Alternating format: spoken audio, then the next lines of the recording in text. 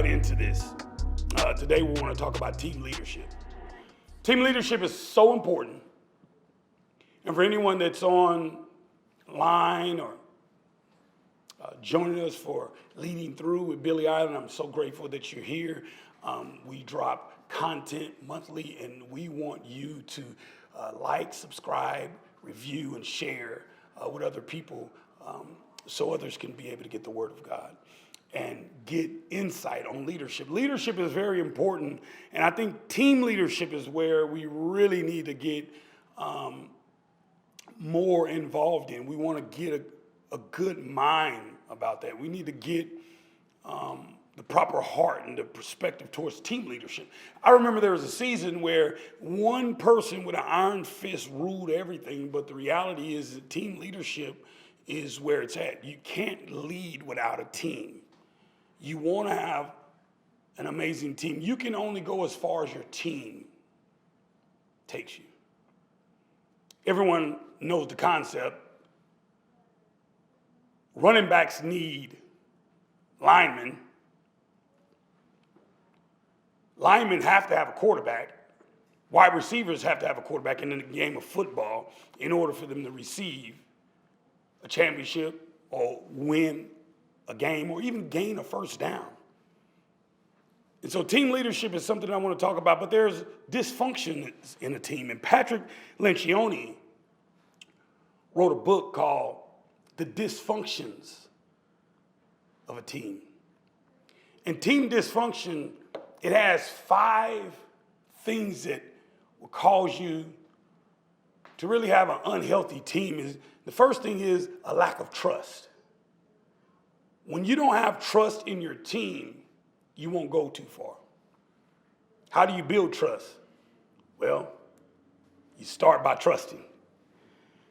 Trusting is very important, and trust means that I believe in you and your concern, your thoughts, and your interest towards me. But lack of trust is saying, I'm unwilling to be vulnerable with you. I'm unwilling to be vulnerable and be transparent with you. So if you're talking about dysfunction of a team, it starts with a lack of trust. Also, it continues to down spiral with fear of conflict. When you have a fear of conflict, what it is you have artificial harmony. Artificial, meaning it's fake. You are choosing artificial harmony over constructive and passive debates. Passionate debates. It don't have to be aggressive, it can be passive. But you have to have healthy debates. Many people, they are on a team, but they just go along with everything because they don't understand conflict or they fear conflict. And this causes a team to be very dysfunctional because you just won't stand up. You won't speak up. You won't speak your mind. You won't say your idea. You won't put it on the table and say, hey, I just disagree with that. Seeking artificial harmony over constructive, passionate debate causes you to have a fear of conflict when you're seeking artificial harmony. So you have a lack of trust, which causes dysfunction in the team. Talking about leading as a team. Also, a fear of conflict causes you to have an unhealthy environment or a dysfunctional team. But also a lack of commitment. When you're pretending to buy in. When you're pretending to be caught up in the vision. I heard of a story of a cowboy. This guy, him and a rancher, they were sitting on the tailgate of their pickup trucks, talking to one another, and they had 2 dogs. So a rabbit came running out, and both of the dogs took out running, barking. They were just barking like crazy. One of the cowboys said, hey,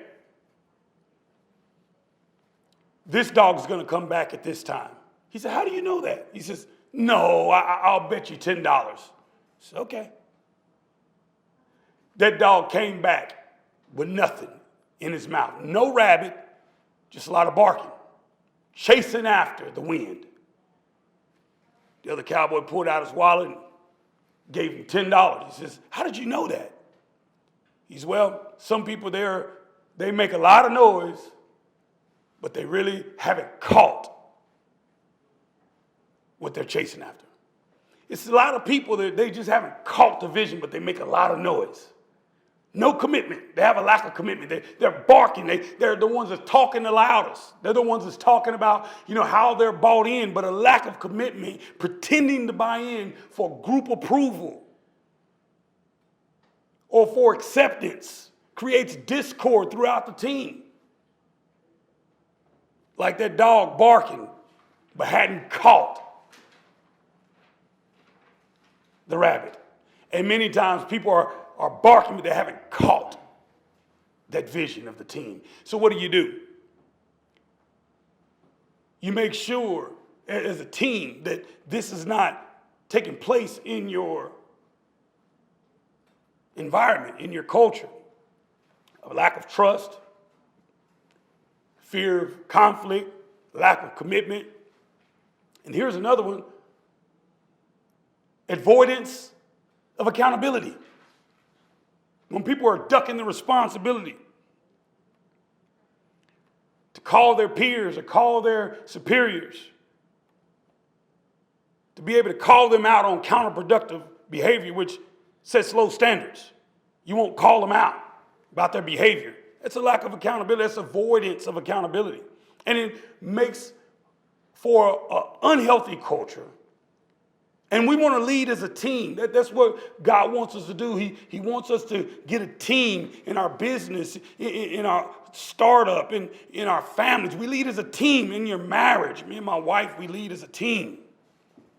I don't lead alone, but yes, we know the scripture where God holds me accountable. I'm the head of the household, but we lead as a team. You don't want to avoid accountability. That word sometimes, for toxic people, it gets them stirred up just hearing the word accountability. Let me give you a clear definition of what accountability is. Accountability is simple. It's getting someone involved prior to the production.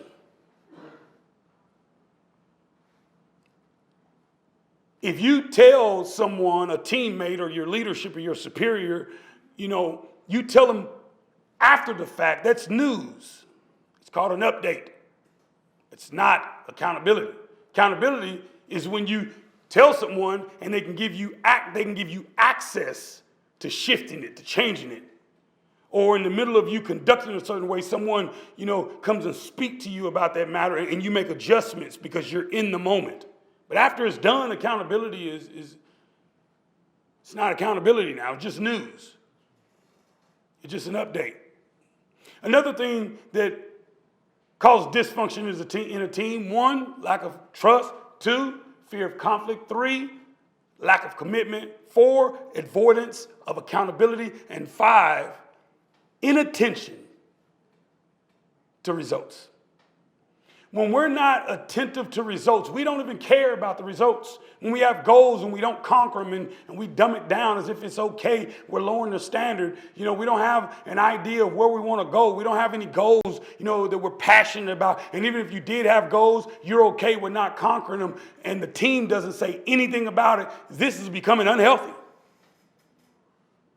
Who plays any type of game without keeping a score? I don't play Uno without keeping a score. If I play spades, if I play dominoes, if I play basketball, we're keeping the score. Why? Because I want to know who wins. I want to know the results. I want to know, am I winning or not? How can you not have a scoreboard and claim that you can win?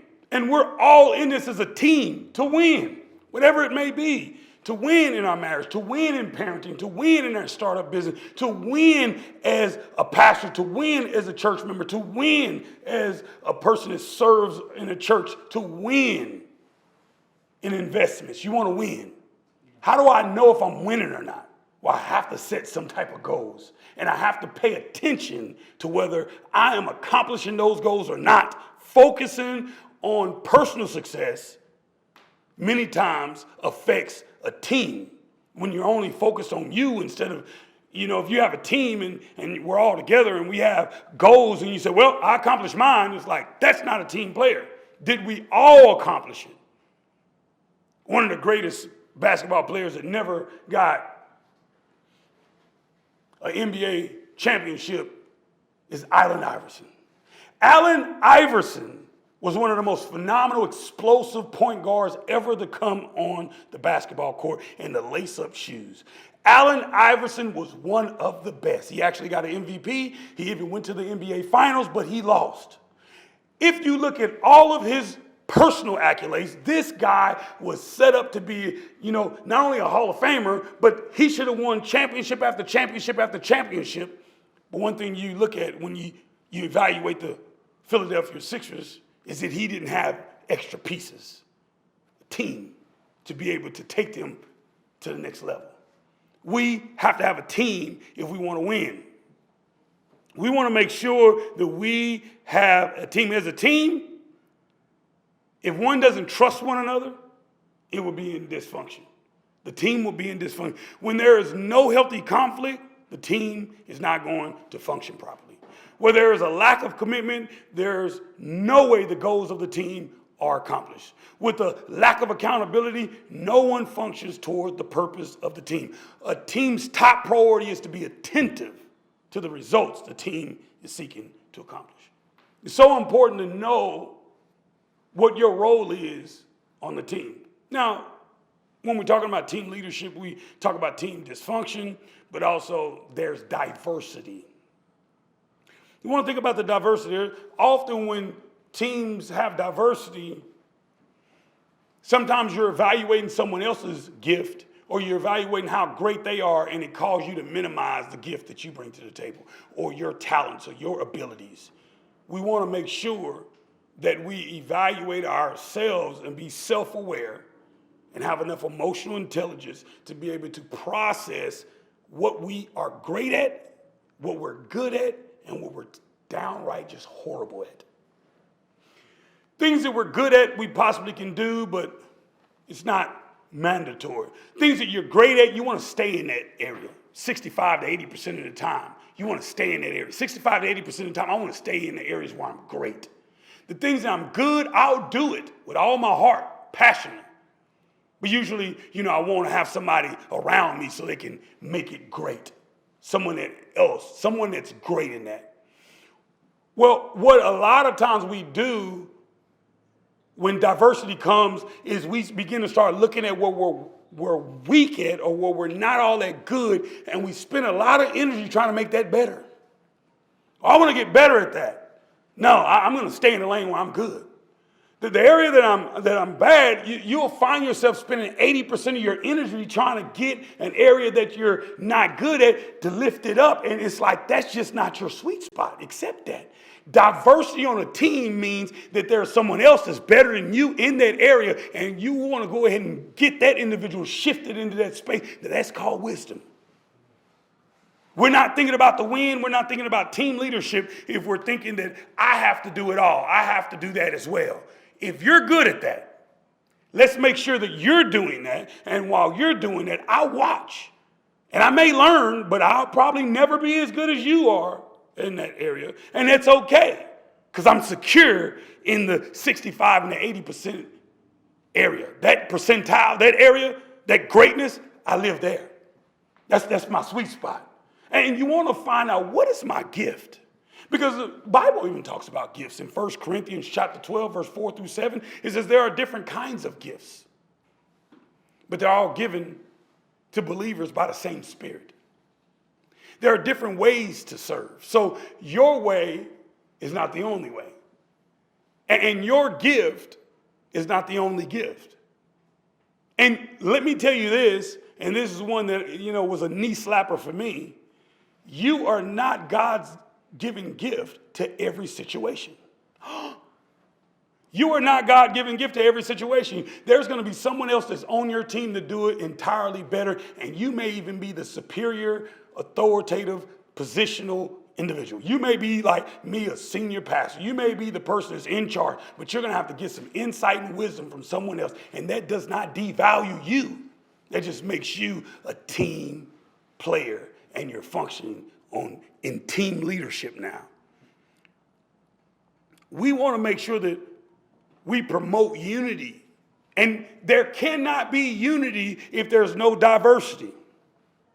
We got to understand that diversity is what creates unity. If there's no diversity, what that's called is conformity. We're just conforming. We're just all the same. We're exactly the same. We do the same thing. We say the same thing. And it's okay to say the same thing and do the same thing. But if you begin to start thinking that that is unity, that's not unity. Unity means I'm black, you're Caucasian, you're Hispanic, he's Caucasian. I have this gift. I'm not good at that, but you are. Unity means now I'm able to humble myself and say, I'm not that, but you are. And team leadership means that we become cohesive and secure in who we are as a people and the gift that we bring to the table. And that diversity looks beautiful now. The problem is most people, when you're not the same or you disagree, that you become enemies now. Oh, we're living in a society now where if you don't say the same thing I say, you don't think the same way I think, then you must be an enemy, and that's not true. How will we ever learn anything if there's no diversity? How will we ever learn anything if we're all thinking the same thing? I want someone to think different than me, see it different than me. Now, obviously, if you're a subordinate of mine and I bring down the order down the pipeline, it's time to just go ahead and surrender that. But in a creative meeting, a think tank, bring that to the table. Bring that to the table because it's so important to have that diversity. God has a perfect plan, and he knows that we're all different. He designed it that way in order to work up and build up his body and fulfill his plan. The enemy loves to bring discord, for God designed teams. And he attempts to sabotage God's plan in order to advance the kingdom of God just because you look different, think different, talk different, you play different, you laugh different. Different is not bad. Different is simply different. We got to learn how to have diversity on our team. We got to learn how to actually gel together and be cohesive with people that have different gifts than us. And I want to conclude with this. Effective teams, they do a few things. And I want to give you this. Effective teams do a few things. How does effective teams function? How does effective teams function?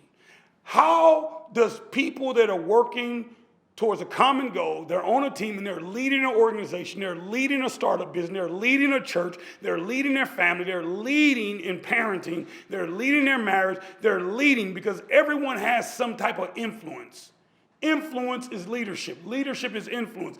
You don't want to spend your influence on anything. You want to make sure that you're spending your influence on a God-given goal. You want to spend your influence on a God-given dream. You want to use your influence in the proper place. You don't want to use your influence just blurting out things on social media, having arguments and debates about politicians, about, I told myself a long time ago, I will not use my platform or my influence to do anything like that.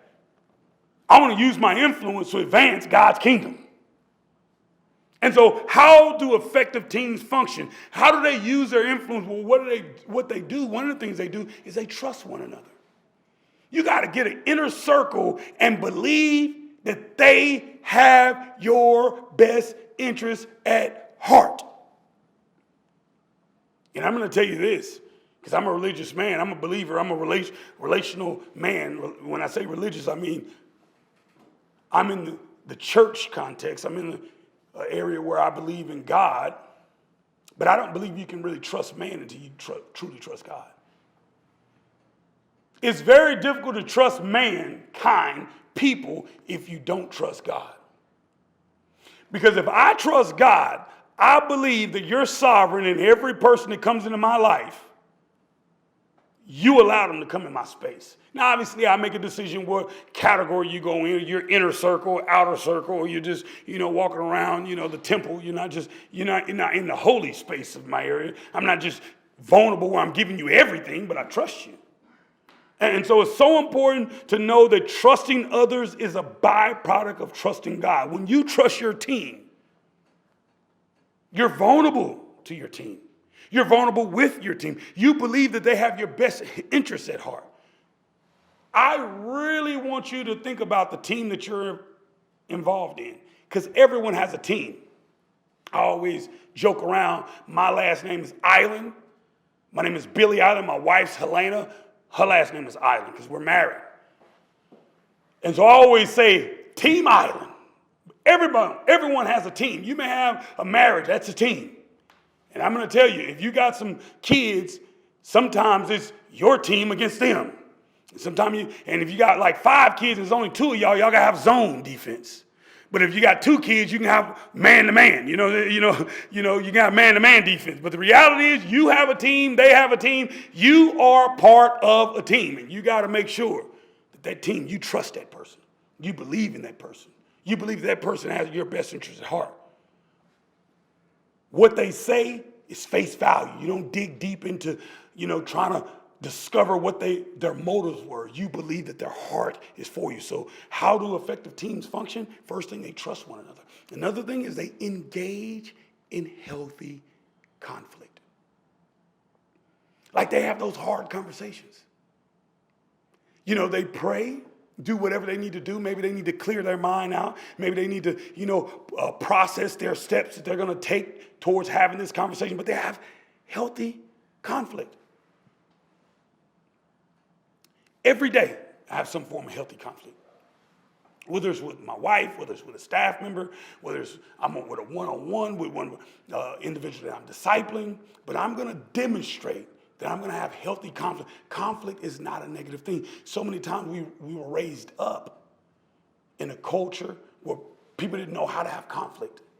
The conflict was always chaotic. It was, it sabotaged relationships. People walked away, maybe saying some choice words or they never talked again because they just didn't know how to have conflict. You don't want to have artificial harmony. It will not suffice when building something so great like teams to lead people into their destiny. Artificial harmony will not suffice when building something great. I'm not going to act like it's okay when it's not okay. Now, obviously, you know people and you understand individuals. You definitely got to, tailor your approach to each and every person, but you got to have that conflict. Artificial harmony will not suffice when building something great. When building something great, we have to have healthy conflict. The way we build great teams is we strengthen one another. How do we strengthen one another? By having healthy conflict. We want to have healthy conflict. It helps construct on one another. It builds one another up. I don't want to be around you and there's something going on with me and you don't pull me to the side and say, hey, bro, much as it's disturbing me to say this, man, you're a little off today, aren't you? You okay? You all right, man? I want someone to speak into my life like that. I want someone to say, hey, you're off. Recently, I went to one of my friends' church and I preached. And I already felt like it may have been like a B-. I didn't feel like I really delivered, at the best of my ability. But my wife, she was sitting in the audience, and when we got in the car, she says, whew, that was rough, wasn't it?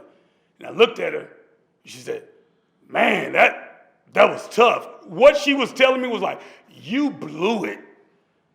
And I looked at her, I said, yeah, I felt like that was tough. And I tried to grade it, but she gave me a lower grade. And I accept that, and I truly believe that because I knew within me that it wasn't that I didn't leave everything on the field. It wasn't that I wasn't passionate. My passion was high, but it just seemed like my connectivity and my delivery was low. You want someone to be able to tell you in a healthy way, hey, you need to get it right. This helps construct one another, build one another, healthy conflict. Another thing, we're talking about how do we effectively move, or how do we have effective teams, or how does effective teams function? Well, they trust one another, they engage in healthy conflict, and also they're committed to the team. They're not only committed to themselves. One of the most dangerous things you could do is be self-consumed and self-absorbed, and when you bring that to the team, it really harms the team. Going back to Allen Iverson.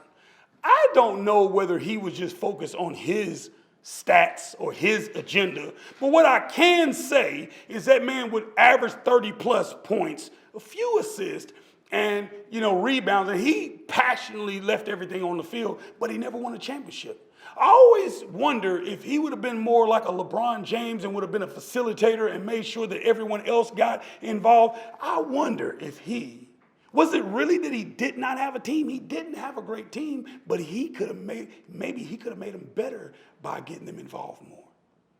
The reality is if you're not committed to the team and you're only committed to yourself, it's gonna show. People are gonna sense it, and an uncommitted person really harms the team. But a committed person to the team is always an asset to the team. I have some friends that I've been doing life with over a decade, and I can be in a meeting, I just look over there and see them, and it brings joy to me. I tell them all the time, when I see their face, I'm like, wow, they still are believing in the vision. They're still believing that we're going in the proper direction. It's obvious that they believe in what we're doing here. They are definitely a team, because this reassures anyone and everyone on the team that they're responsible and they can accomplish the goal. This individual that's committed to the team. Another thing that helps be an effective team is be accountable to one another.